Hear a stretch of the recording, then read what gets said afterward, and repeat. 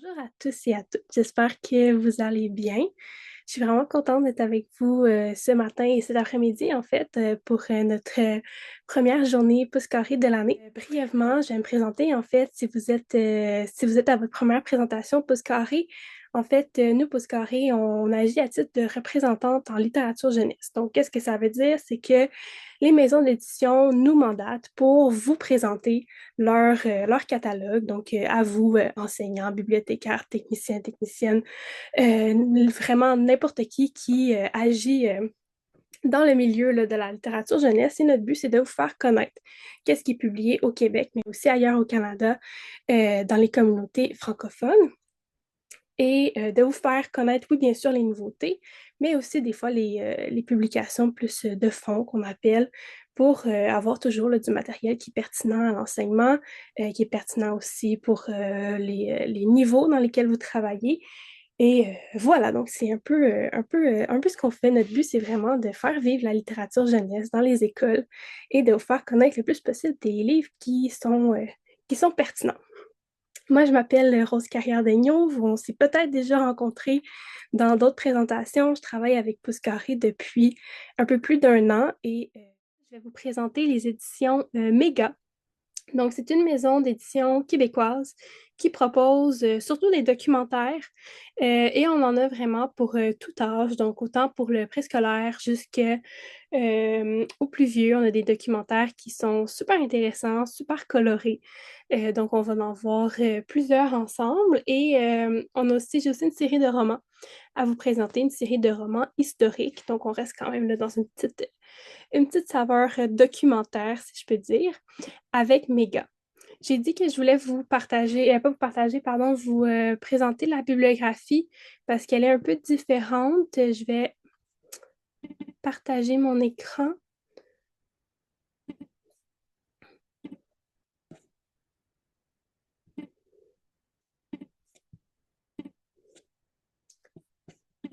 Parfait. Donc, vous voyez la bibliographie, ça fonctionne? Ouais, ok, génial. Donc, chez Méga Édition, comme je vous disais, ils ont des très, très grandes collections. Donc, je ne pouvais pas les mettre partout, les mettre toutes, pardon, dans la bibliographie. Donc, ça fonctionne comme celle de ce matin. Vous avez les liens comme ça que vous pouvez cliquer sur les livres. Ça vous amène sur la fiche, sur le site deslibraires.ca. Vous avez aussi les guides pédagogiques. Il y a quand même beaucoup de guides pédagogiques qui ont été conçus aux éditions Méga. Je vais y revenir tantôt. On va visiter un peu leur site comme j'avais fait avec Fonfon. Et donc ici, il y a la collection Mon Loulou Doc, qui est une collection de documentaires qui est pensée pour le prix scolaire, donc pour les plus jeunes, mais aussi pour développer la lecture autonome. Donc, on va voir plus en détail tantôt. Pardon, mais donc j'ai mis un échantillon ici, mais il y en a beaucoup, beaucoup plus. Ça va être des documentaires qui vont parler surtout des aliments et des animaux.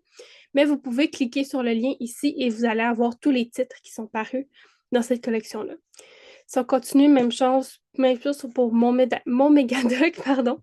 Si vous cliquez ici, vous avez la collection plus au complet. La collection de mon Mégadoc, ça va être des documentaires qui sont plus pour le primaire, donc pour une coche un petit peu plus difficile que mon Loulou Doc. Et la collection Parlons-en, ici, on a seulement 3 tomes qui sont sortis jusqu'à présent, donc ils sont tous là. Et c'est aussi une série de documentaires sur des sujets différents comme ça. On a des inventions québécoises et canadiennes, les mathématiques et le français. Et ce sont des documentaires en capsules super colorés. Vous allez voir, c'est une belle collection. Et finalement, je vous parlais tantôt de ma série de romans historiques que je voulais vous présenter aussi. Donc, ça s'appelle Guillemette. Euh, on a pour l'instant 3 tomes dans lesquels on va suivre les aventures de jeunes filles en Nouvelle-France.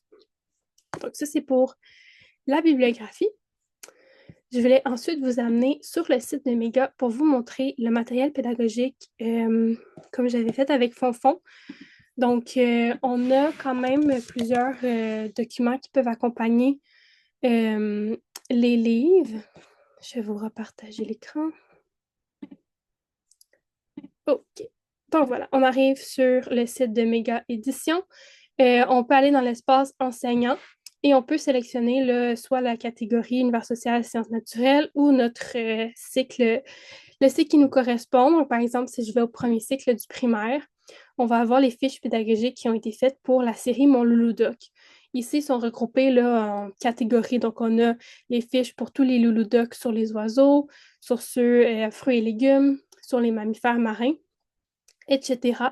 Donc, on peut aller voir, par exemple, bon, moi, je vais voir les fruits et légumes et on peut télécharger le guide d'exploitation.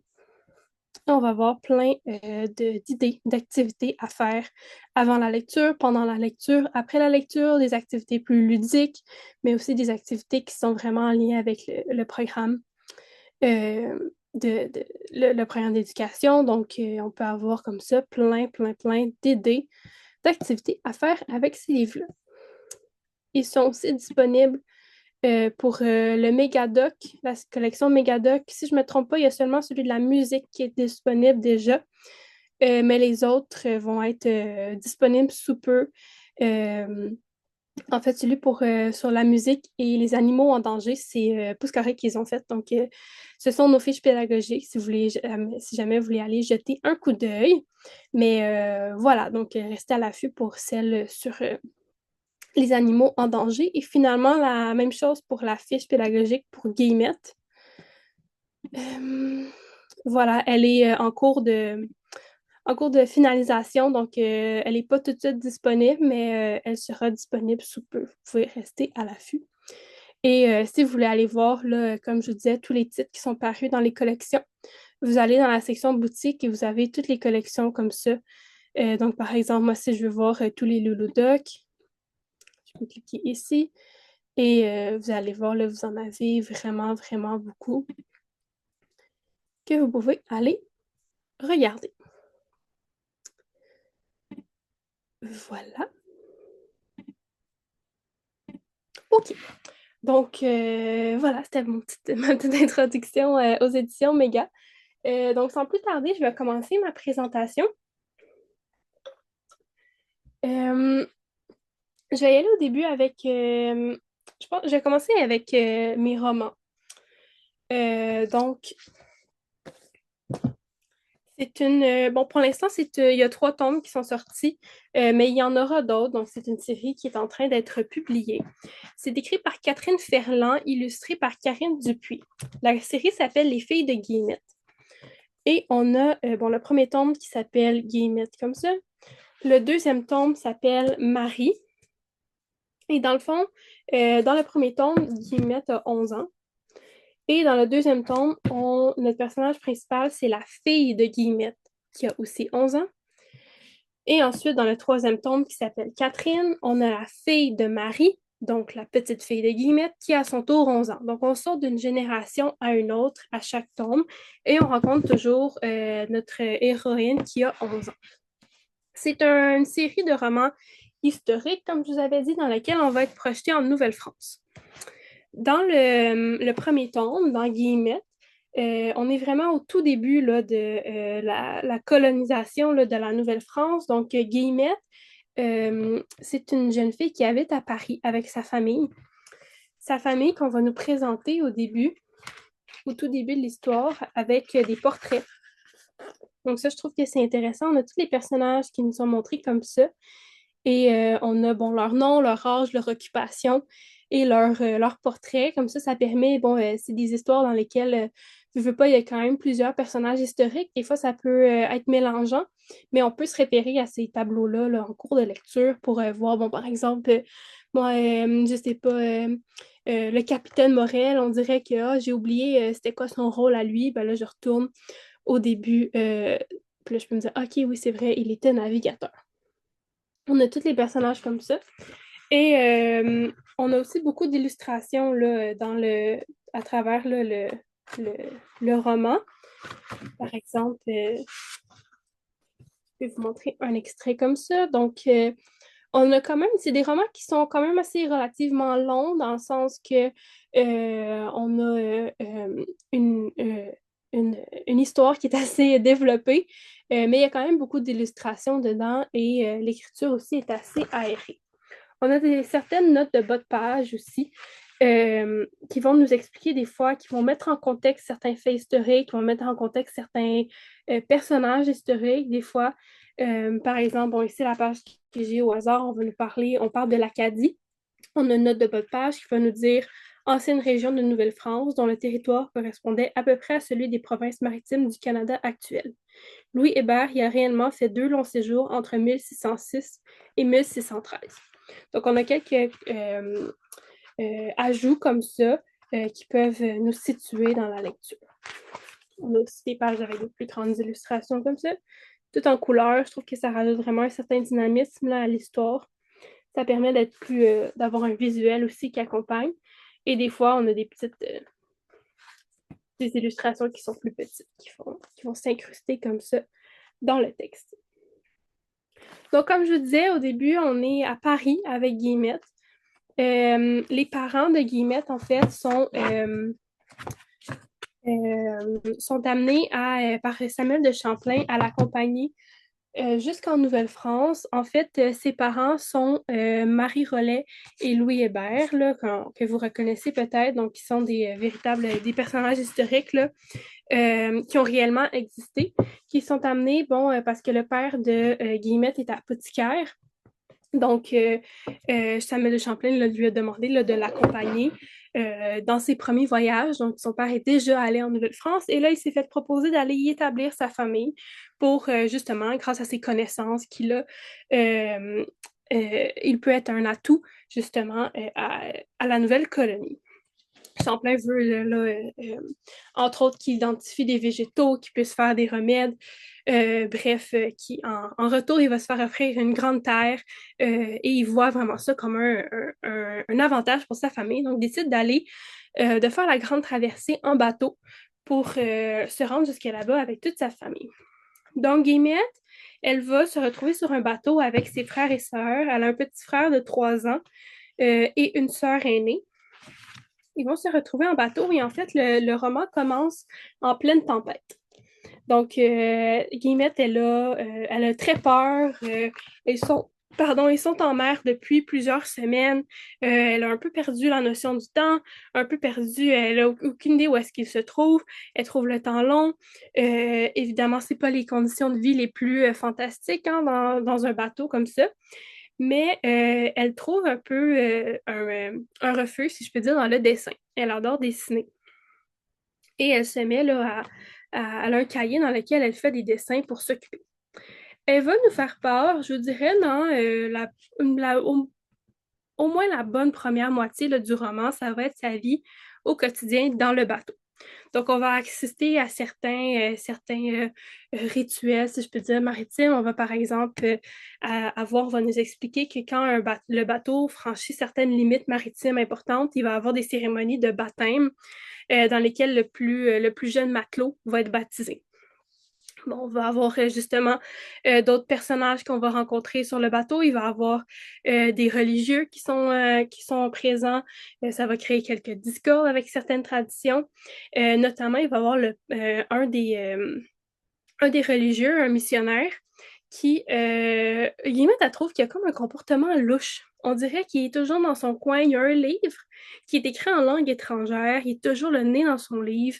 Il recopie des passages, il marmonne des passages. Elle trouve qu'il a l'air vraiment louche. Elle se dit, est-ce qu'il est en train d'essayer de nous ensorceler, quelque chose comme ça?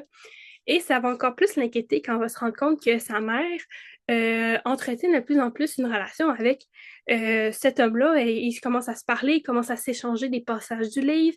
Il lui fait réciter certains passages du livre. Et là, elle commence à avoir réellement peur pour sa mère. Elle va essayer de mener ses propres recherches pour essayer de voir de quoi est-ce que son livre parle, essayer d'interroger les autres adultes, voir s'il n'y aurait pas des informations, mais tout le monde lui dit qu'ils ne peuvent pas lui en dire plus pour l'instant, mais qu'elle ne doit pas s'inquiéter. Ils vont, on va la suivre comme ça dans son quotidien, ils vont arriver à Tadoussac, qui est comme une escale avant d'arriver à Québec. Et ils vont, décharger la marchandise et ça va être le premier contact avec des peuples autochtones. Donc, ils vont rencontrer le peuple Innu. Et Guillemette va se lier d'amitié avec une jeune fille Innu qui a à peu près son âge. Et bon, évidemment, les deux ne parlent pas la même langue, donc c'est assez difficile de communiquer. Mais elles vont communiquer par gestes, par mimique, en pointant des choses. Les deux vont découvrir qu'elles aiment dessiner.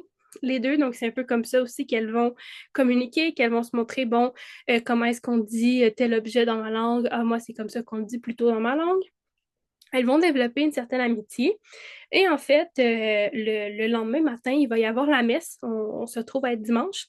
Et le religieux va sortir son livre étrange. Et là, Guillemette va se dire, bon, enfin, je vais comprendre qu'est-ce qui s'est passé, qu'est-ce qui se passe avec ce livre-là.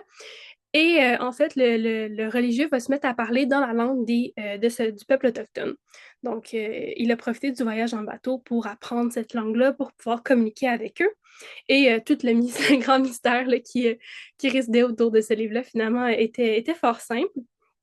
Ils vont ensuite continuer leur chemin jusqu'à Québec. À travers les voyages en bateau, Guillemette va aussi se découvrir une passion pour les cartes. Elle va étudier les cartes, comparer avec le trajet, les points de repère qu'elle peut avoir en bateau. Et quand ils vont arriver à Québec, en fait, ça va être un vrai choc parce que Guillemette, elle vient de Paris, dans lequel elle habitait une maison relativement confortable, dans un village avec des rues, des commerces. Et quand ils arrivent à Québec, en fait, il n'y a pas de rue, il n'y a pas de maison, il y a des palissades et un seul bâtiment. Et c'est un véritable choc parce que Guillemette ne se serait jamais imaginé qu'elle arriverait dans ce village-là qui aurait l'air, au fond, de pas grand-chose. Et le roman va se terminer là-dessus. Bon, on termine quand même avec une certaine note d'espoir. Guillemette est curieuse de s'y établir, de voir comment est-ce que sa famille peut contribuer à l'essor de ce village-là. Et à la toute fin, en fait, on a deux dossiers complémentaires que je trouve chouettes. On a une recette, à la fin de chaque tome, on va avoir une recette qui correspond à la recette préférée du personnage principal. Donc, la recette préférée de Guillemette, c'est une recette qui vient de la France, c'est des oublis à la fleur d'oranger. Donc, on peut reproduire comme ça. Et on va aussi avoir un dossier historique dans lequel on va nous présenter le fait historique qui est à l'origine de chaque livre. Donc, dans chacun des tomes, il y a un certain fait qui a inspiré l'autrice et c'est là-dessus qu'elle s'est basée pour construire son histoire. Dans le cas du premier tome, c'est la famille Hébert. Comme je vous avais dit, les parents de Guillemette ont réellement existé. Louis Hébert est un personnage historique qui est assez connu et on va nous l'expliquer dans un petit texte comme ça qui fait à peu près 4 pages, même pas 3 pages, on va nous expliquer. Bon, Louis Hébert, Marie Rollet et leurs 3 enfants ont été la première famille française à s'établir à Québec. À l'époque de Guillemette, au début du 17e siècle, vivre à Québec était une entreprise compliquée et dangereuse. On est très loin du confort de la vie moderne. Les conditions d'existence sont difficiles. Dans un premier temps, tout le monde vit et dort dans le même bâtiment. L'habitation fortifiée que Champlain a fait construire au pied du Cap aux Diamants. Heureusement, la famille Hébert aura rapidement construit sa propre maison en bois. La nourriture n'est pas très abondante. En plus de la chasse et de la pêche, c'est l'agriculture qui devient indispensable pour se nourrir. Tout le monde doit mettre la main à la pâte. Il faut défricher puis semer pour produire du blé, des herbes potagères et des légumes et planter des arbres fruitiers comme des pommiers, des pruniers et des vignes à raisin. Donc, on nous explique un peu le contexte comme ça. J'ai presque envie de dire que moi, je proposerais de lire cette espèce de contexte-là avant de lire le roman. Je pense que ça peut peut-être donner des repères pour se situer dans le livre. Puis ça peut être intéressant à la lecture de faire comme OK, oui, je reconnais cet élément-là qui a été expliqué, qui existait réellement. C'est comme ça que la vie se passait à cette époque. Donc, voilà. Dans le premier tome de Guillemette. Dans le deuxième tome qui s'appelle Marie, au début, on a la même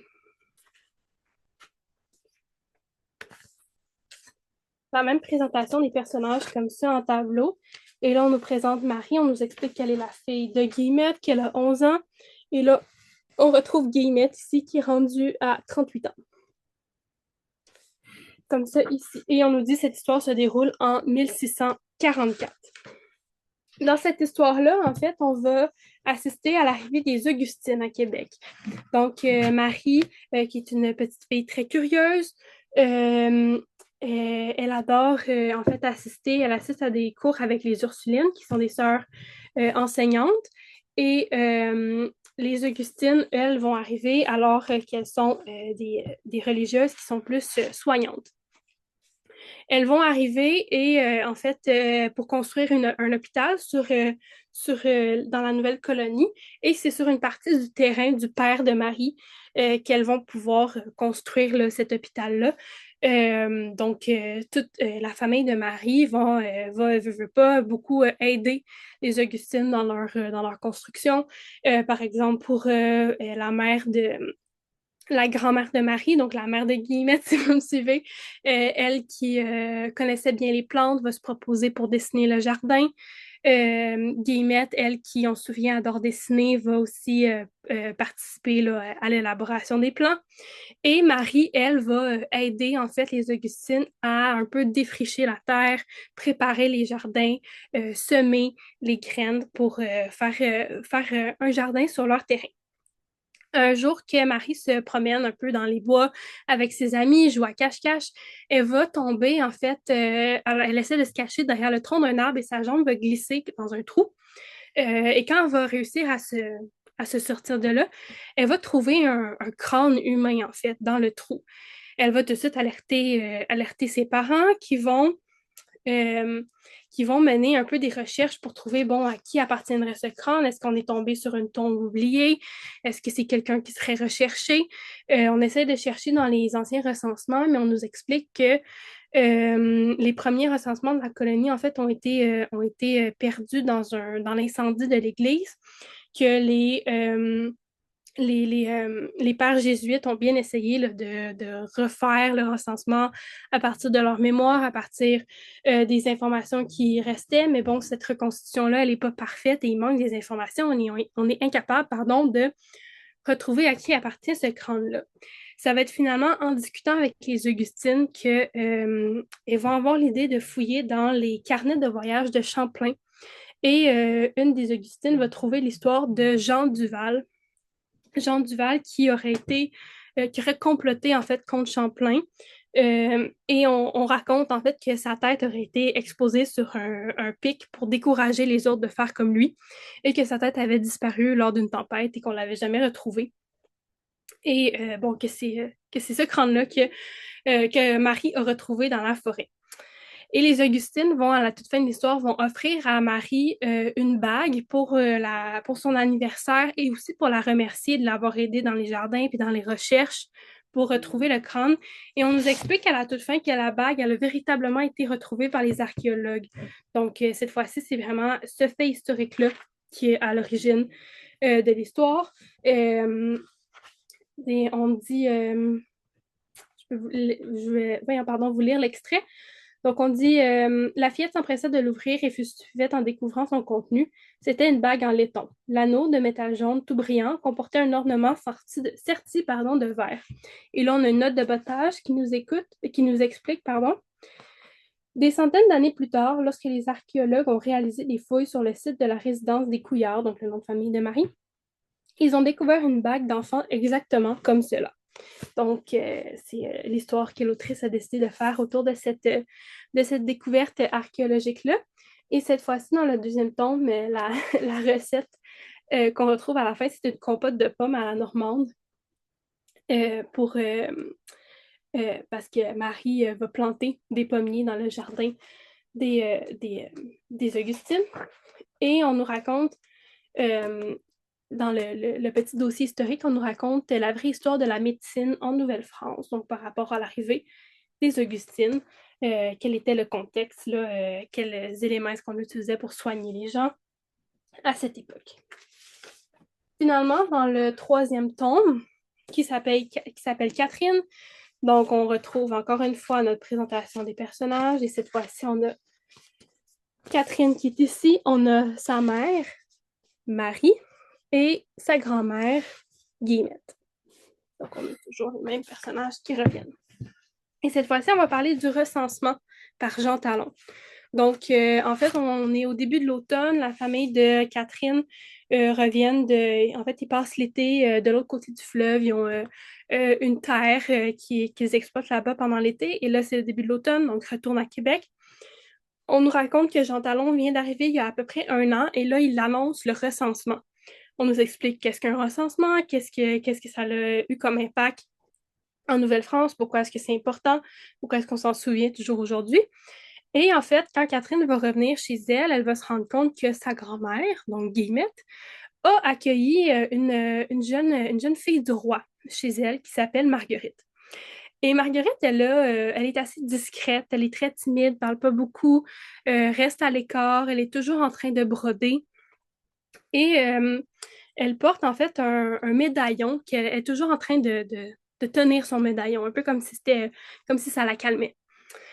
Euh, Elle va surprendre, en fait, Catherine va surprendre Marguerite qui est en train de se cacher pendant que Jean Talon fait le recensement. Donc, on dirait que Marguerite ne veut pas paraître sur le recensement. Catherine trouve ça évidemment assez louche.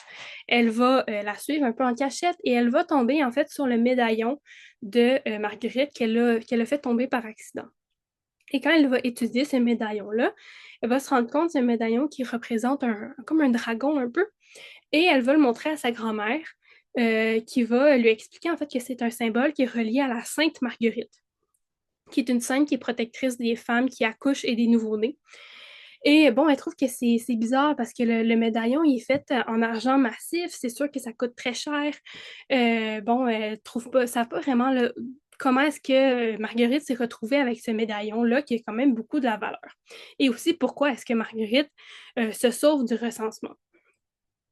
Un jour, elles vont arriver à la maison et Marguerite va avoir carrément quitté le village en laissant une lettre à Guillemette pour lui dire que, bon, quand elle est née, en fait, elle avait une sœur jumelle qui est décédée à la naissance et sa mère a voué Marguerite à la Sainte Marguerite, donc d'où son prénom, lui a donné la médaille qui valait très cher. Elle a pris toutes ses économies pour lui donner cette médaille-là parce qu'elle voulait qu'elle dédie vraiment sa vie à la prière. Elle est convaincue que la seule raison pourquoi est-ce que Marguerite a survécu, c'est à cause de la Sainte Marguerite. Mais Marguerite, elle n'est pas vraiment intéressée à vivre une vie religieuse. C'est pour ça qu'elle s'est enfuie de la France en devenant une fille du roi. Sa mère n'était pas vraiment d'accord avec ça. Et là, on dirait que Marguerite, elle est un peu dans un tournant où est-ce qu'elle ne sait pas qu'est-ce qu'elle doit faire avec sa vie. Elle est en âge de se marier. Est-ce qu'elle devrait se marier ou rejoindre la religion? Donc, elle a décidé de repartir à zéro et de partir à Montréal pour rejoindre Marguerite Bourgeois, un autre personnage historique qu'on connaît.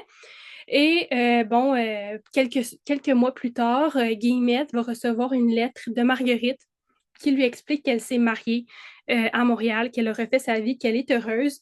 Et en fait, on va nous expliquer encore une fois que cette lettre-là a véritablement été retrouvée là, par les archéologues dans des fouilles archéologiques et que c'est vraiment une véritable... bon, je l'ai ici, on a la note de bas de page qui dit, pour l'anecdote, Marguerite Thénard est effectivement introuvable dans le recensement de 1666. Arrivée à Québec à l'été 1665, c'est son acte de mariage qui permet de savoir qu'elle se trouve bel et bien à Montréal à l'automne 1666. Donc, encore une fois, l'autrice est basée sur ce fait historique-là pour construire son histoire. Et à la toute fin, on va nous présenter la vraie histoire des filles du roi. Cette fois-ci, on va nous expliquer qui étaient-elles, quels étaient leurs rôles dans la colonie, pardon. On va nous dire, bon, jusqu'au milieu du 17e siècle, la population de la Nouvelle-France est souvent composée d'hommes, des missionnaires, des marchands, des négociants en fourrure et des militaires. Les administrateurs de la colonie finissent par réaliser qu'il n'y a pas assez de femmes pour assurer le peuplement. Le roi décide donc d'encourager l'immigration de femmes disposées au mariage afin qu'elles s'unissent aux colons et fondent des familles. À partir de 1663, des filles à marier sont recrutées en France afin d'être envoyées dans la colonie. La plupart d'entre elles sont de jeunes femmes célibataires, souvent des orphelines, mais il y a aussi quelques veuves désireuses de tenter leur chance en Nouvelle-France. C'est le roi qui prend en charge leurs frais, un trousseau, quelques vêtements, le voyage jusqu'au port de France, puis la traversée de l'Atlantique. Certaines reçoivent également une petite somme d'argent en guise de cadeau de mariage. Donc, on nous explique brièvement comme ça. Je trouve que c'est une série qui est assez chouette pour justement mettre en contexte la matière. Des fois, bon, dans les cours d'histoire, on apprend toutes ces faits historiques-là, on fait la rencontre de différents personnages, mais je pense que de les avoir en narration, en histoire, les voir évoluer dans un contexte comme ça, je pense que ça peut être une bonne manière d'apprendre, de réviser la matière. Des fois, ça peut être...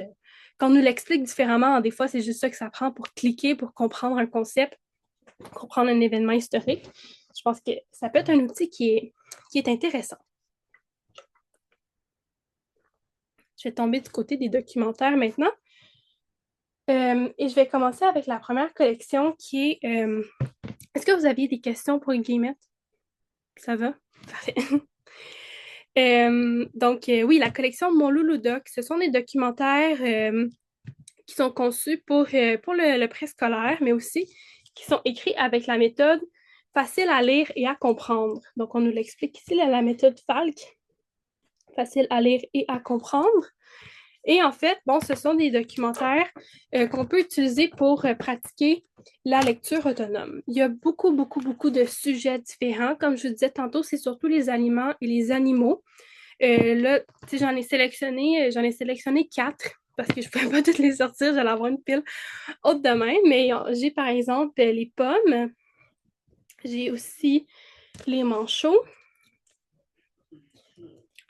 les castors, et les sapins. Donc, on en a aussi des fois des thématiques, là, par exemple les sapins pour Noël, on a aussi les citrouilles pour l'Halloween. Donc, des fois, ça peut être intéressant là, d'avoir, quand on a la collection, des fois de faire des lectures thématiques. Bon, on arrive, par exemple, je sais pas moi, l'été s'en vient bientôt, mais on peut lire celui sur les fraises, sur les maïs, des choses comme ça. Je vais vous montrer un peu l'intérieur quand je vous parle de la méthode facile à lire et à comprendre. On va avoir des phrases assez courtes. On a aussi la police d'écriture choisie qui est facile à lire. On a les personnages qui reviennent aussi. Donc, on nous dit, bon, voici une pomme, sa peau est fine, sa chair est croquante. La pomme est le fruit d'un pommier. Et on va avoir des illustrations comme ça. On a un mélange de photos et d'illustrations. Je trouve que c'est intéressant. Ça donne une dimension qui est chouette. On va aller voir l'anatomie de la pomme. Donc, la pomme a un pédoncule. Le cœur de la pomme contient des pépins. Il y a un œil sous la pomme et l'œil de la pomme est ce qu'il reste de la fleur. Et chaque phrase est accompagnée d'une illustration pour qu'on puisse avoir un référent comme ça. On va nous expliquer ensuite, bon, un pépin de pomme peut donner un nouveau pommier. Le nouvel arbre produira des fruits au bout de 7 à 10 ans. Les branches du pommier ont des feuilles vertes et ovales. Et le pommier fait des fleurs blanches au printemps. On va avoir ensuite plein d'informations, que ce soit pour bon, comment est-ce que ça fonctionne, la pollinisation, comment est-ce qu'on arrive d'une fleur à un fruit, comment est-ce que aussi le pommier se comporte de saison en saison. Par exemple, on va nous dire qu'à l'automne, les pommes sont mûres, à l'hiver, le pommier perd ses feuilles. Ensuite, au printemps, il faut tailler les feuilles, pas les feuilles, pardon, les branches. Et en été, il faut arroser le sol. On va avoir aussi, bon, les différentes sortes de pommes. De quoi est-ce qu'un pommier a besoin pour grandir? Est-ce qu'il y a des maladies qui peuvent attaquer les pommiers? Quels sont aussi les métiers autour de la culture de la pomme? Bon, par exemple, on va parler des pommiculteurs. On va parler aussi de l'importance d'entretenir des ruches pour attirer les abeilles. Donc, il y a des recettes qu'on peut faire aussi. Comment est-ce qu'on peut manger une pomme? On la mange crue, on peut la cuisiner en compote, pardon, ou en tarte. On peut faire du jus avec certaines pommes. Donc, on veut vraiment là, faire un tour d'horizon, si je peux dire, du sujet qui est de la pomme. Et à la toute fin, on a aussi un glossaire. Vous avez peut-être remarqué là, que certains mots étaient en gras. Et quand ils sont en gras, en fait, ils sont définis dans le glossaire à la toute fin. On va apporter des informations supplémentaires. Donc, par exemple, le mot abeille. On va nous dire une abeille, c'est un insecte qui se nourrit du nectar des fleurs et qui produit du miel. L'abeille femelle a un dard avec lequel elle peut piquer. Le mâle de l'abeille s'appelle le faux bourdon. Il n'a pas de dard.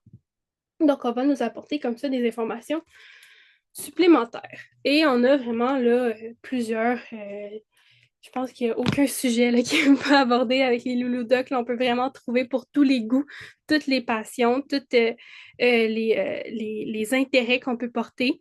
Et c'est fortement illustré. Donc, je pense que c'est vraiment un outil qui est intéressant pour les plus jeunes, mais aussi, comme je disais, pour pratiquer la lecture autonome. C'est super facile de suivre la lecture.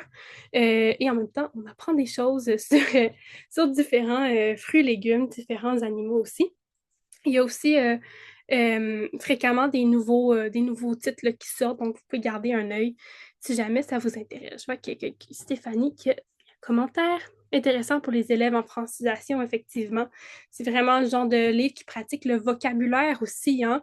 Tous les mots qu'ils peuvent avoir. Bon, là, on avait les pommes, ben, on parle de verger, on parle de pommiculteur. Donc, tout développer le vocabulaire autour d'un certain thème, c'est vraiment un outil là, qui est pertinent pour ça, là, oui, effectivement.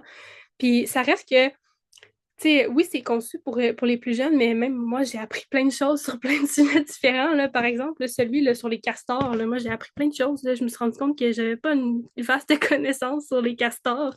Et ça reste que c'est super pertinent, même si on n'est pas, même si on n'est pas le public cible, c'est super précis. Hein, tu sais, on va aller voir dans le castor, on va voir la texture de sa peau, on va voir ses pattes, on va voir ses dents. On travaille aussi du vocabulaire très précis. Hein. On va dire les pattes sont palmées, griffues. On va parler incisives, pardon, quand on parle des dents. Donc vraiment, là, oui, je trouve que c'est des documentaires qui sont très intéressants. Je vois qu'il y a quelqu'un d'autre, Nancy, qui dit les élèves adoreront que ce sont des photos plus authentiques. Exactement. Puis ça, je pense que ça rajoute aussi, quand je vous disais qu'on peut les utiliser avec les plus vieux, le fait que ça soit des photos, ça enlève un peu le côté bébé, si je peux dire, en guillemets. On voit des vraies photos. Après ça, bon, justement, les pommes, ben, c'est facile. Est-ce qu'on a un pommier dans notre cour? Ben, on peut aller voir, les comparer. OK, oui, on est au printemps, je vois les feuilles, pas les feuilles, pardon, les fleurs dans le pommier. Je peux comparer aux photos qui sont dans le livre. Non, vraiment, c'est des outils qui peuvent être utilisés à plein de sources différentes, avec plein de publics différents. Je trouve que c'est très chouette comme concept. Puis aussi des fois avec les vraiment plus jeunes. J'ai fait au printemps passé, on faisait des heures du compte avec le printemps citoyen au Jardin botanique de Montréal. Donc, la fin de semaine, on s'installait avec plein de livres sur la nature. Et les gens venaient là pour l'heure du compte, soit que je racontais des histoires, des fois les jeunes faisaient juste feuilleter les livres. Et on avait quelques louloudocs qui étaient disponibles et souvent, mettons, les familles allaient venir avec bon, un enfant qui était plus en âge de participer à l'heure du compte et le petit frère ou la petite sœur qui était bon, un bébé qui ne pouvait pas vraiment suivre l'histoire, mais ils adoraient feuilleter les loulous-docs, les bébés, ils aimaient beaucoup ça. Même les enfants un peu plus jeunes, ça les attirait vraiment les couleurs, les photos, ils aimaient beaucoup ça, feuilleter ça et les regarder. Donc, c'est vraiment un outil qui peut plaire à tout le monde.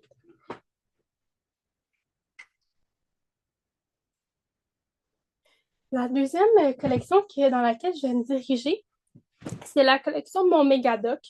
Donc, encore une fois, on reste dans les documentaires.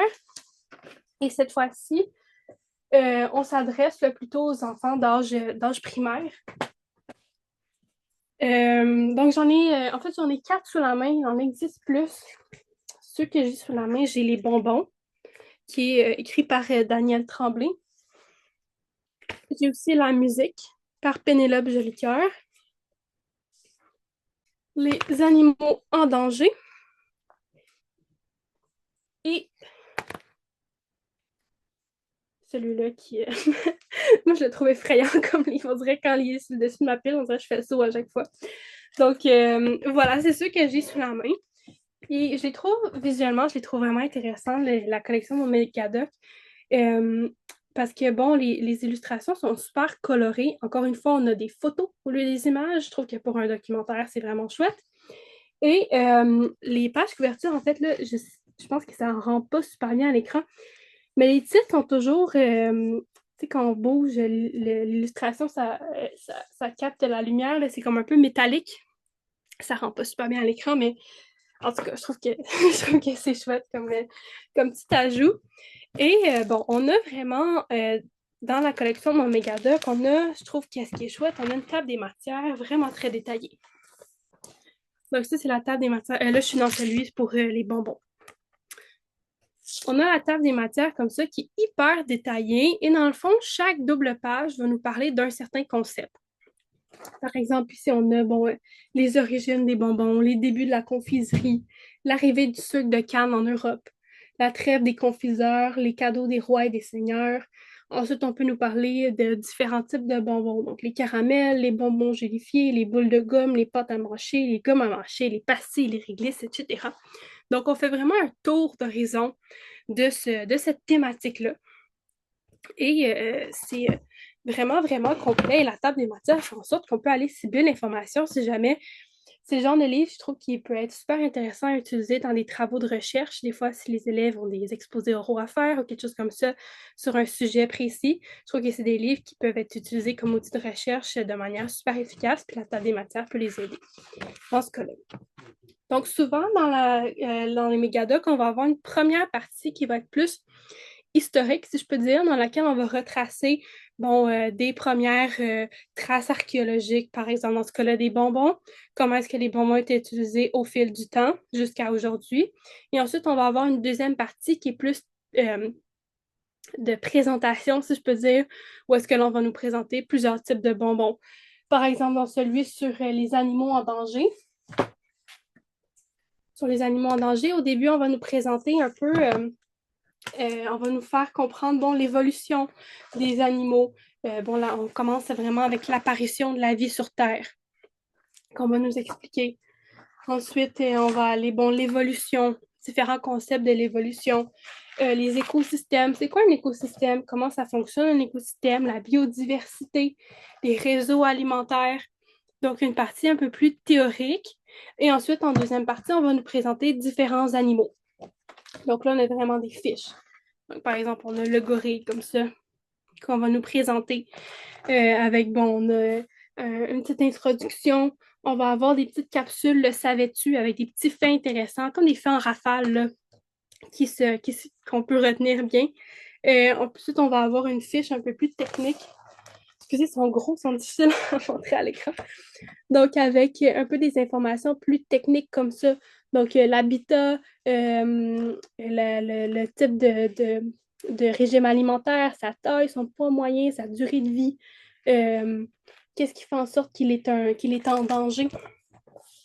Comme ça. Donc, celui pour les bonbons, donc comme ça, on a le début avec plus historique. En deuxième partie, on va nous présenter différents types de bonbons, comme je disais tantôt, les réglisses, les bonbons gélifiés, la gomme, tout ça, etc. Comme je disais, on a des photographies au lieu des illustrations. Et on a vraiment l'information nous est présentée en capsule. Donc, on va toujours avoir une petite, au début de quand je vous disais la double page là, qui fait un thème, on va avoir une petite introduction. Donc, par exemple, ici, ça, c'est la première page du documentaire sur les bonbons. On nous dit, le titre, c'est Vive les bonbons.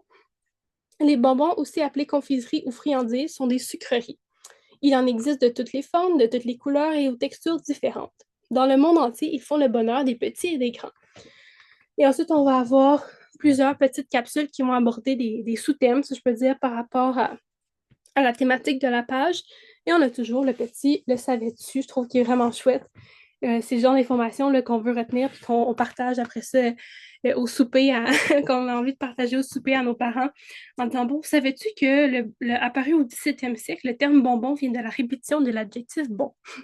C'est genre un peu comme les documentaires bizarres mais vrais. Là. Je pense que ça, c'est très, très, très populaire. Moi, ça me fait penser à ça, les petites capsules. Le savais-tu? Mais bon, donc on va nous dire, déjà dans l'Antiquité, le miel produit par les abeilles servait à enrober les noix et les fruits pour préparer des friandises. Mais c'est l'importation de la canne à sucre en Occident qui est à l'origine des confiseries telles qu'on les connaît aujourd'hui. Donc, on retrace vraiment l'histoire. On va avoir euh, comme ça des reproductions qui vont nous présenter les bonbons à travers les âges. On va nous raconter, par exemple, que certains bonbons étaient réservés à la haute noblesse. Et on va comme ça aller jusqu'à la... Excusez-moi, je vais juste prendre un petit peu d'eau, j'ai la gorge sèche d'un coup.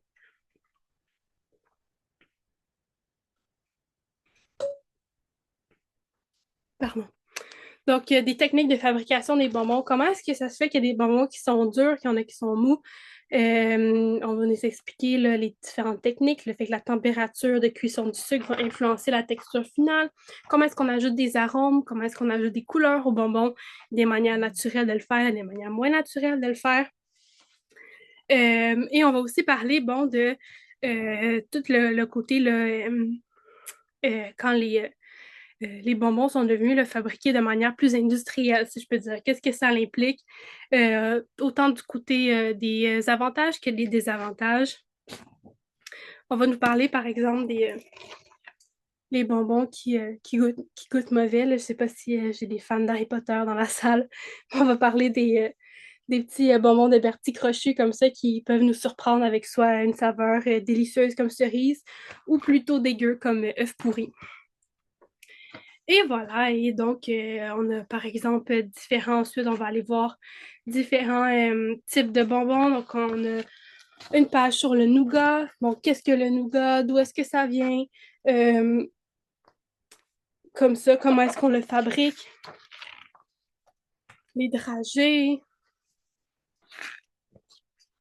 les pâtes de fruits. Donc vraiment, là, c'est un documentaire qui est, à mon avis, assez complet, où est-ce qu'on va vraiment faire un tour d'horizon sur le sujet. On va en apprendre plein, plein, plein. C'est un documentaire qui est assez complet. On va aussi parler des bonbons dans la culture, par exemple. On va parler d'Ansel et Gretel, on va parler du jeu Candy Crush. Des placements de produits aussi, les grandes marques qui font un peu partie de notre tu sais, sans qu'on s'en rende compte, on les voit un peu partout. On va parler des emballages, par exemple, des gommes à mâcher Bazooka avec les bandes dessinées. Donc, voilà. Et à la toute fin, on a toujours une petite invitation de l'autrice. Donc, ici, on dit Daniel t'invite à cuisiner des jujubes et on va avoir une recette de jujubes plus santé, si je peux dire, qui sont faites à partir de purée de fruits qu'on peut tester. Dans celui, par exemple, sur la musique, celui sur la musique, à la toute fin, l'autrice Pénélope Jolicoeur va nous inviter à faire de la musique et elle va nous présenter toutes sortes de bénéfices à la musique. Donc, par exemple, la musique est bien plus qu'un simple divertissement, elle est une forme d'art puissante qui permet d'exprimer des émotions. On nous dit que ça peut ouvrir nos horizons aussi à différents styles de musique de partout dans le monde. Qu'on peut faire, on peut évidemment se faire des nouveaux amis. C'est une activité qui est sociale. On peut participer à une chorale ou à un groupe de musique. Et que jouer de la musique, ça améliore la concentration, la mémoire, la discipline. Donc, on a plein de bénéfices comme ça de jouer ou d'écouter de la musique qui nous sont expliqués. Et dans celui-là, bon, comme je disais, on retrace un peu l'histoire de la musique des débuts jusqu'à aujourd'hui. On va nous présenter différents instruments de musique et aussi différents styles de musique. Et qu'est-ce que je trouve chouette dans celui-là? Un dernier petit mot par rapport au Megadoc, c'est qu'on a une section où on va parler la musique québécoise et franco-canadienne. Donc, évidemment, je trouve pas la page. Ah, ici, c'est la page sur la chanson québécoise. Donc, voilà, je trouve que c'est chouette d'avoir cet ajout-là dans le mégadoc sur la musique où on va faire un peu une place aux musiques plus locales, si je peux dire. Et juste, mettons, si je peux piquer votre curiosité, là, les autres mégadocs qui sont disponibles, il y a la Terre, les chats, les chiens, les dinosaures et les sports qui sont disponibles jusqu'à présent. Mais, excusez-moi. Voilà, je trouve que c'est une collection qui est vraiment intéressante. Et les fiches pédagogiques qui sont disponibles sur le site sont un bon complément aussi à ces lectures-là. C'est le genre de livre aussi, j'ai l'impression, les documentaires comme ça, surtout ceux qui sont en format capsule, si je peux dire comme ça, c'est le genre de livre que tu peux lire de tellement de différentes manières, dans le sens que t'es pas obligé de le lire d'un bout à l'autre, t'es pas obligé de le commencer, de lire tous les trucs, de tourner la page, lire tous les trucs, tourner la page jusqu'à la fin. S'il y a une page qui t'intéresse pas, tu vas pas, ça n'entrave pas la compréhension de la suite, dans le sens que des fois, si vous avez des élèves qui ont un peu plus de difficultés à la lecture ou qui sont un peu plus facilement découragés par la lecture, je pense que c'est des bonnes suggestions. Ça permet de justement, bon, ben, OK, tu as envie de seulement lire la section sur justement les instruments de musique, ben, on lit cette section-là, ça nous intéresse, peut-être même que ça va nous motiver à poursuivre la lecture. Je pense que ça peut être des bons challenges de lecture comme ça qu'on peut, qu'on peut faire avec ces livres. Excusez-moi, je commence à avoir la voix un peu éraillée. m'excuserez si je me racle la gorge. La dernière collection que j'ai à vous présenter chez les éditions Méga, c'est d'autres documentaires. En fait, c'est la collection Parlons-en. Il y en a seulement 3 qui sont parus pour le moment, mais on a Parlons-en du français, Parlons-en des mathématiques et Parlons-en des inventions québécoises et canadiennes. Je pense que c'est ma collection préférée chez Méga, j'ai envie de dire. J'aime beaucoup les illustrations, sont super colorées. Et c'est en fait des documentaires qui vont parler des sujets, en fait, encore une fois, de manière en capsule. Et on fait un peu, c'est un peu le même concept que dans mon Mégadoc, où on va retracer, en fait, un certain thème, une certaine thématique, mais je vous dirais que c'est peut-être pour un public un peu plus vieux que mon Mégadoc. Pas que c'est complètement inaccessible pour les plus jeunes, mais quand même, l'information est assez dense. Je peux vous montrer une page pour que vous voyez de quoi je parle. Ici, je suis dans Parlons-en du français. Donc, l'information est assez dense. Les illustrations prennent un petit peu moins de place et on va vraiment plus dans le vif du sujet. On va creuser un petit peu plus loin. Donc, évidemment que c'est tout à fait pertinent pour les plus vieux. Voilà. Et je pense que c'est des livres qui, à mon avis, sont vraiment intéressants pour justement les élèves en francisation. Parce que surtout sur Parlons-en du français, parce qu'on va nous parler en fait de pourquoi est-ce que c'est important d'apprendre le français, pourquoi est-ce que des fois c'est difficile d'apprendre le français. En des fois, on sait le français, il y a des lettres bizarres dans les mots, il y a des règles qui font toujours, il y a toujours une exception à chaque règle, il y a des règles de grammaire qui sont compliquées à comprendre. On va nous expliquer pourquoi ces règles de grammaire-là existent, d'où elles viennent. Et je pense que d'avoir un peu justement une explication à un concept qu'on trouve compliqué, je pense que ça peut motiver à apprendre. Puis aussi, bon voilà, on va nous montrer pourquoi est-ce que c'est important d'apprendre le français. On va vraiment retourner là, aux racines du français. On va nous parler du latin. On va nous parler de l'étymologie. C'est quoi une étymologie? Comment est-ce qu'on s'en sert? Et dans chaque page, on a toujours une section en bas qui s'appelle Bon à savoir. C'est un peu comme les petites capsules, le savais-tu dans les mégadocs. Donc, ça va être des petits faits intéressants en rafale. Donc, par exemple, ici, dans le Bon à savoir, on a le latin est la langue dominante de l'Empire romain pendant plus de 1000 ans. À son apogée, la population de l'Empire romain présente plus d'un quart de la population mondiale de l'époque. Le latin est aujourd'hui la langue officielle d'un seul État, la Cité du Vatican. De nos jours, les scientifiques du monde entier utilisent le latin pour nommer les plantes et les animaux. Et les chiffres romains s'inscrivent en utilisant 7 lettres de l'alphabet latin. On va ensuite aller, l'invasion de la Gaule. Comment est-ce que ça se fait que le latin a été remplacé? Les langues se mélangent parce que les populations se mélangent. Donc, on nous explique tout ça. Comment est-ce que différents dialectes, qui sont arrivés, comment est-ce qu'ils se sont influencés les uns les autres. Comment est-ce que, bon, justement, on va nous expliquer les accents aigus et les accents graves sur les lettres, d'où ça vient, pourquoi est-ce qu'on les utilise aujourd'hui? Le masculin et le féminin, tu sais, en anglais, il n'y a pas de masculin et de féminin. Pourquoi est-ce qu'en français, il y en a un? D'où ça vient? Le H muet au début de certains mots. On dirait que ça ne sert à rien, c'est là pour rien, c'est là juste pour nous agacer. Ben non, ça a une raison d'être, on va nous l'expliquer.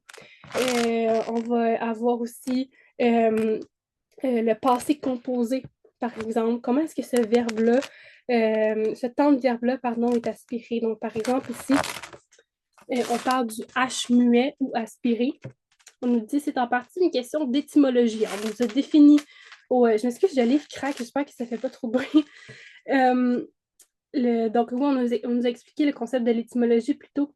Donc, on dit le H muet ou aspiré, c'est en partie une question d'étymologie. En règle générale, le H est muet devant les mots d'origine latine, tandis qu'il est aspiré devant les mots empruntés à d'autres langues.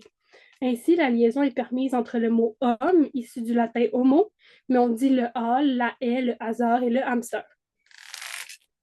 Voilà, donc on a plein d'explications comme ça. Et on a aussi le- on va nous parler de l'Académie française. Donc, comment est-ce que bon, le français a été un peu réglementé? Comment est-ce que toutes les règles bizarres ont été inventées? On va nous parler de l'orthographe uniformisée. Euh, on va nous parler aussi un des faits intéressants que je trouve vraiment drôle. On nous dit la peur des mots longs s'appelle, préparez-vous, l'hypopotomonstrosquipedaliophobie. Je sais même pas si je l'ai prononcé comme il faut. Donc, on le voit ici. C'est tout ce mot-là qui veut dire ironiquement la peur des mots longs. Donc, c'est le genre de documentaire qui a une partie, oui, très didactique. On va apprendre des choses qui sont pertinentes, qui sont intéressantes, mais aussi on a une petite touche humoristique qu'on va avoir de temps en temps. On va aussi des fois avoir des petites bandes dessinées. Par exemple, ici, on voit euh, deux hommes comme ça de l'Académie française qui sont en train de discuter sur l'orthographe à choisir pour certains mots. Donc, on a quand même le côté humoristique, je trouve, qui garde le tout un peu léger et qui donne envie justement de poursuivre sa lecture. On va nous parler aussi de la francophonie à travers le monde. On va nous parler qu'il y a quand même beaucoup de pays qui ont le français comme langue officielle. On va nous dire qu'il y en a 29. Comment est-ce que ça se fait qu'on ne parle pas tous le même français? Hein? Le français au Canada n'est pas le même que le français en Europe, même à travers un même pays. Hein, des fois, on sait que, par exemple, au Québec, on peut avoir des accents régionaux. Pourquoi est-ce qu'on parle comme ça? On va nous parler aussi que le français est une langue internationale. Ça, je pense que c'était ma page préférée. J'ai beaucoup aimé ça. Le français est la troisième langue la plus parlée dans le monde des affaires et la deuxième langue la plus utilisée dans les organisations internationales. Moi, je trouvais que c'était assez intéressant. On va nous dire que le français fait partie des langues officielles de l'ONU. C'est aussi une des langues officielles des Jeux olympiques, hein, les Jeux olympiques qui s'en viennent en fin de semaine. C'est intéressant de le savoir. On va nous dire le ballet classique aussi. Hein, c'est des termes français qui sont utilisés peu importe où on se situe dans le monde. Donc, plier, relever, c'est des mots français. Aussi en escrime, le en garde, c'est toujours en français. On va nous dire aussi c'est aussi la langue la langue de référence en gastronomie. Donc, le français est utilisé vraiment partout dans le monde. Je pense que ça peut aussi, quand je vous disais tantôt, de répondre à la question, oui, mais pourquoi est-ce qu'on doit apprendre le français? Des fois, quand on vit dans une communauté francophone minoritaire, ça peut être un questionnement qu'on peut avoir, mais ça, je pense que ça peut nous donner justement des réponses à cette question-là. On va nous parler la différence entre le parler québécois et le parler de France. On va nous parler du chiac aussi au Nouveau-Brunswick, donc le joual. Voilà, je pense que c'est vraiment un tour d'horizon très intéressant dans la langue française. On va même aussi parler des emprunts, des anglicismes.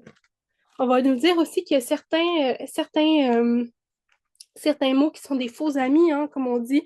Un mot français qui ressemble à un mot étranger, mais dont le sens est différent. Par exemple, chance en français, puis chance en anglais, c'est pas la même chose, même si il y a la même prononciation. Donc, chance qui veut plutôt dire la chance dans le sens d'être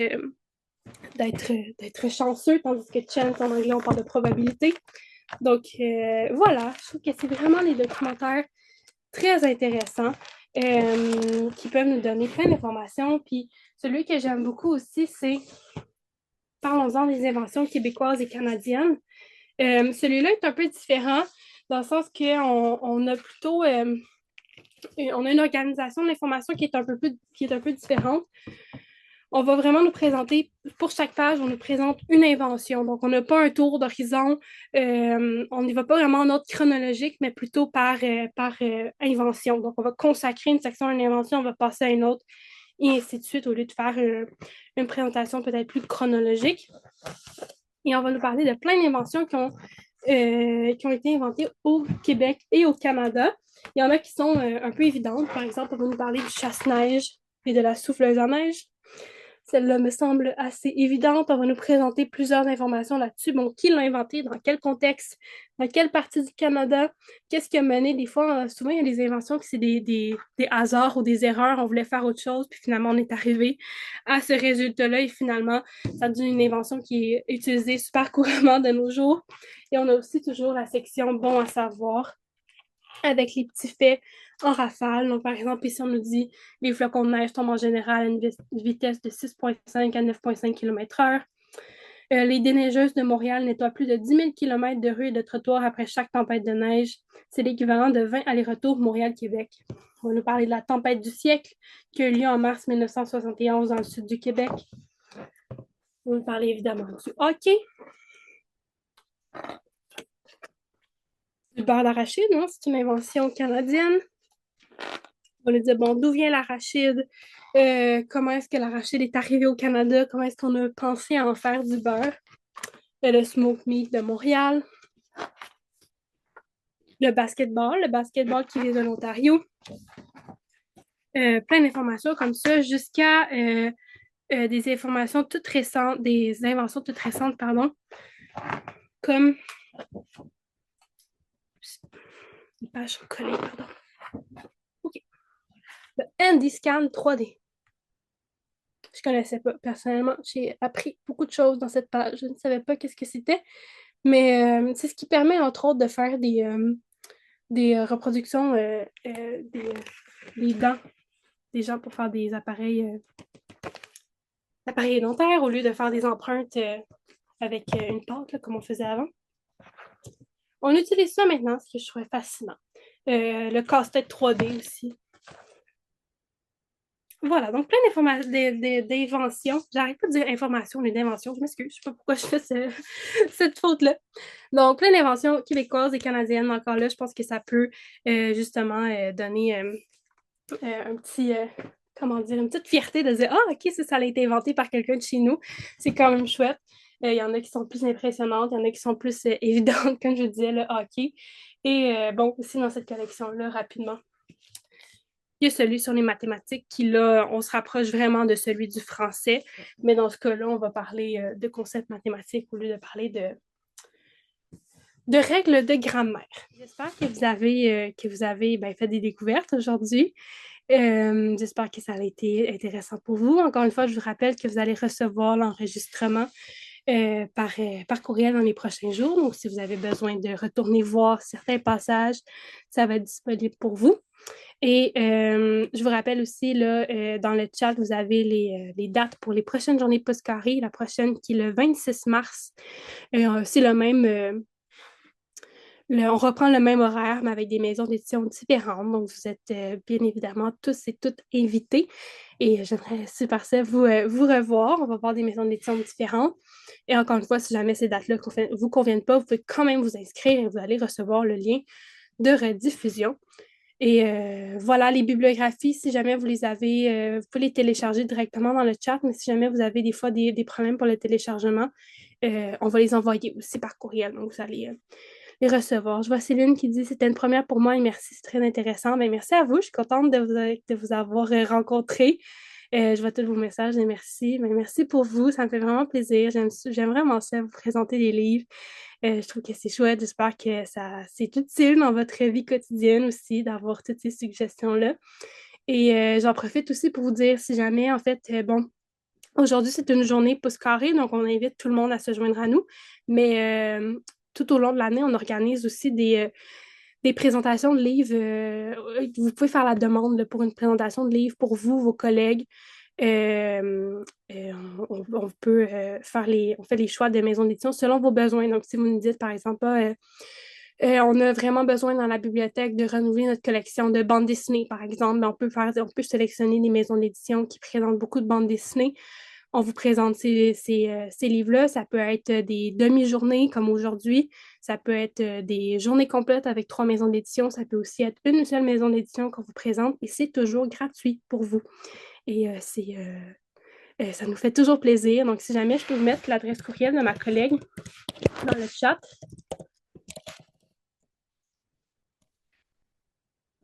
Donc, France Aymon, qui est ma collègue qui s'occupe là, de la planification des journées de présentation. Si jamais vous voulez lui écrire pour en réserver, ça va nous faire vraiment plaisir. Et passez aussi le mot là, à vos collègues si jamais ça peut les intéresser.